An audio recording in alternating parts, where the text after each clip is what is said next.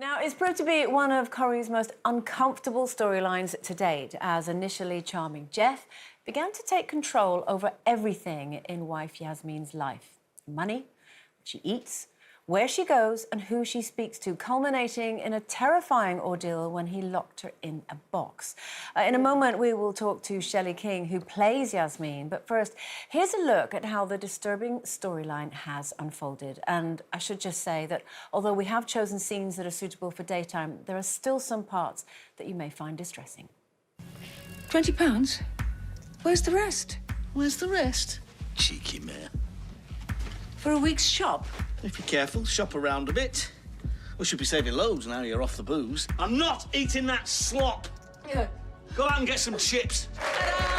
You ruined it all. I'm not stupid. You did it deliberately, didn't you? No. To make me look a fool. Just shut up and listen for once in your life. You know which buttons to press with me, don't you? I'm sorry. But you could do with losing a few pounds. You don't want people saying, oh, here she is, Fat Yaz, Thunder Thighs, the amazing Wonder Wobble. I'm claustrophobic. I can't understand what you're saying. You know I'm claustrophobic.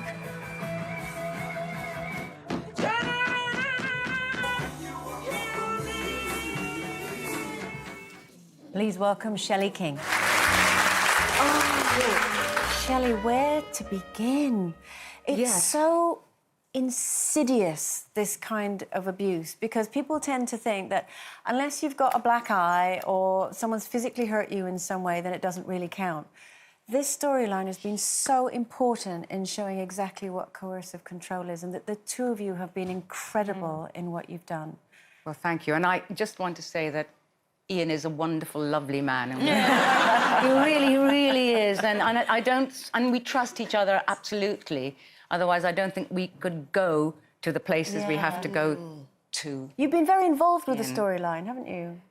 I like to be a hands-on person, you know. I've done a lot of work in theatre with new writing, so and thank goodness the producers of Corrie have encouraged that, and I think we can all work together, the storyliners, the story writers, the editors, and it's been so well done because I've been watching it and I just feel more and more uneasy with every episode.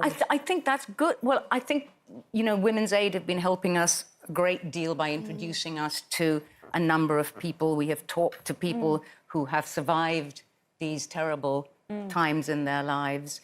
And a lot of the stories, I have to say that some of the stuff that you see is anodyne compared to the things that have happened to people.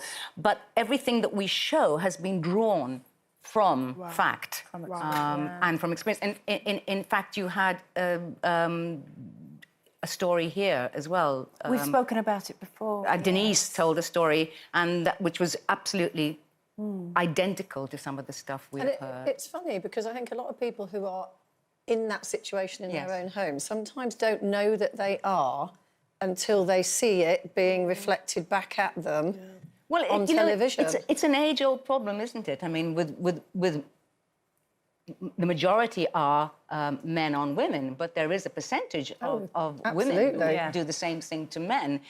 But historically, I suppose, women have always been, I hate to say it, but subjugated by men because they have been the stronger. So,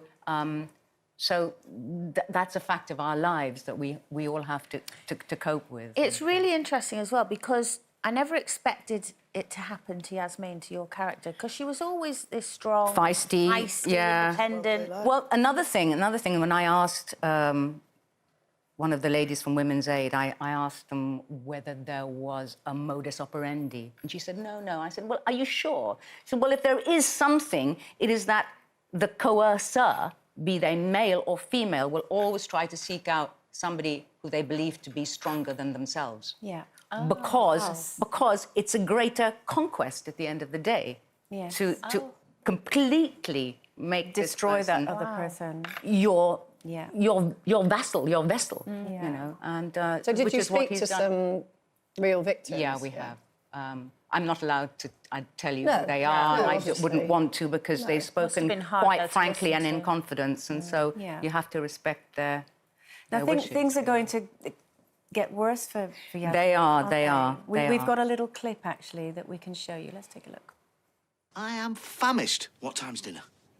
Oh, I'm so sorry, Geoff. I haven't started cooking yet. I've been so busy with things. Like what? Tidying the garden, the chicken coop needed cleaning, the state of it. That chicken coop is cleaner than this house. Look. Look at the dust on that. I'm sorry.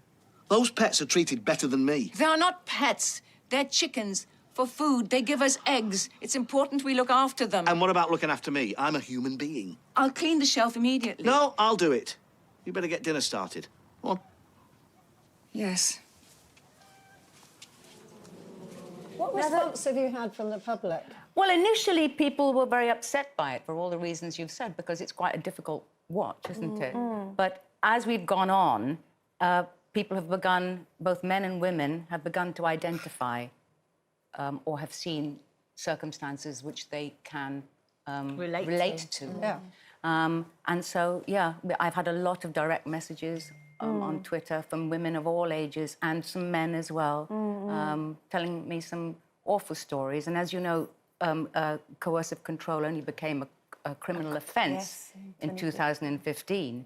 And we've heard so many stories now all over the place, haven't we? And that how have people you- are becoming aware, and they've responded Yeah. in that fashion to us. How have you coped with filming this? I mean, obviously... It's been hard. Yeah, it must be. It really is, because, you know, I think soaps are a huge challenge to all of us who are in them, because we don't get a lot of rehearsal time. And particularly with a storyline like this, you have to call on your own emotional memory, and your body sometimes doesn't know that what you're doing is in a game show, as it were. You actually have to you have to look at some very dark moments in your life in order to recreate. There's only so much a tear stick can do, and I don't really like to use them, and neither does Barty, Ian.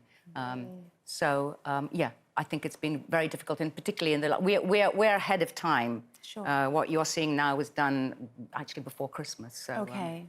So can I ask you as well how your lovely partner Trilby has been throughout this? Trilby's in the audience. There she is Hi, there. Trilby. How's it been for you? I mean, obviously you're watching someone you love go through this. And, like you say, you're having to dig deep and call on No, that's emotional right. You go to experiences. very dark corners, you know, and there's a lot of human suffering.